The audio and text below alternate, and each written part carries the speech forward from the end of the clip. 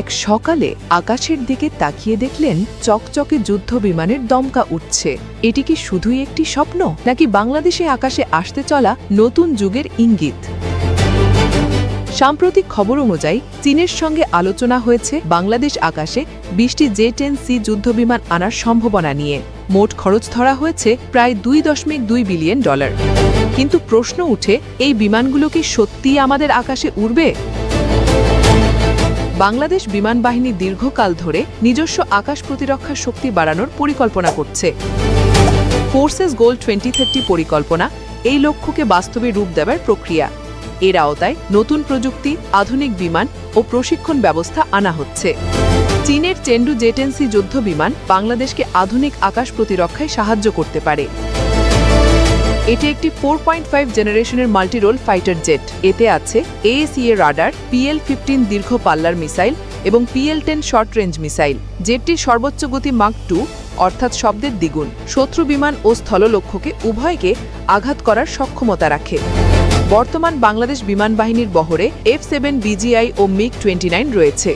তবে J-10C যুক্ত হলে প্রযুক্তিগত ও যুদ্ধ ক্ষমতার মান বহুগুণ বৃদ্ধি পাবে। বিশেষ করে BVR যুদ্ধ ক্ষমতা এখনকার চেয়ে অনেক উন্নত হবে। অর্থনৈতিক দিক থেকেও এই প্রস্তাব গুরুত্বপূর্ণ। প্রাথমিক তথ্য অনুযায়ী মোট খরচ হতে পারে প্রায় $2.2 বিলিয়ন। বিমানের বেস প্রাইস প্রায় $60 মিলিয়ন প্রতি বিমান। বাকি খরচ পাইলট প্রশিক্ষণ, লজিস্টিক, আনুষাঙ্গিক ও পরিবহন খরচে ব্যয় হবে।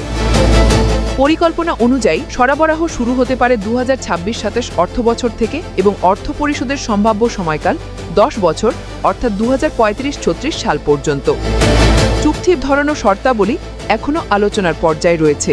সরাসরি চীনা কোম্পানি থেকে কিনা নাকি গভর্নমেন্ট টু গভর্নমেন্ট ভিত্তিতে হবে তা এখনও চূড়ান্ত হয়নি। কমিটি মূলত চূড়ান্ত মূল্য নির্ধারণ, দর কষাকষি, স্পেয়ার পার্টস, পাইলট প্রশিক্ষণ ও ওয়েপন প্যাকেজ নিশ্চিতকরণে কাজ করছে। সামরিক দৃষ্টিকোণ থেকেও J-10C যুক্ত হলে বাংলাদেশ আকাশে বড় ধরনের শক্তি ভারসাম্য তৈরি করতে পারবে।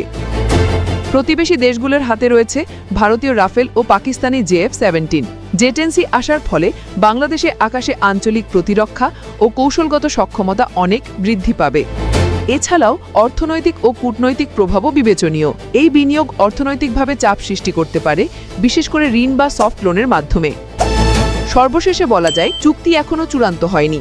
সংবাদ ও প্রতিরক্ষা বিশ্লেষণ অনুযায়ী এটি প্ল্যান্ড পারচেজ বা প্রপোজাল আন্ডার নেগোসিয়েশন স্তরে আছে। কিন্তু চূড়ান্ত হলে এটি বাংলাদেশের ইতিহাসের সবচেয়ে বড় একক প্রতিরক্ষা ক্রয় হিসেবে চিহ্নিত হবে। বাংলাদেশের আকাশে এই 20টি জেট আসলে প্রতিরক্ষা, প্রযুক্তি ও কৌশলের এক নতুন যুগের সূচনা হবে। আধুনিক বিমানগুলো শুধু আকাশে উড়বে না, বরং দেশের প্রতিরক্ষা ও কৌশলগত সক্ষমতা নতুন উচ্চতায় পৌঁছে দেবে।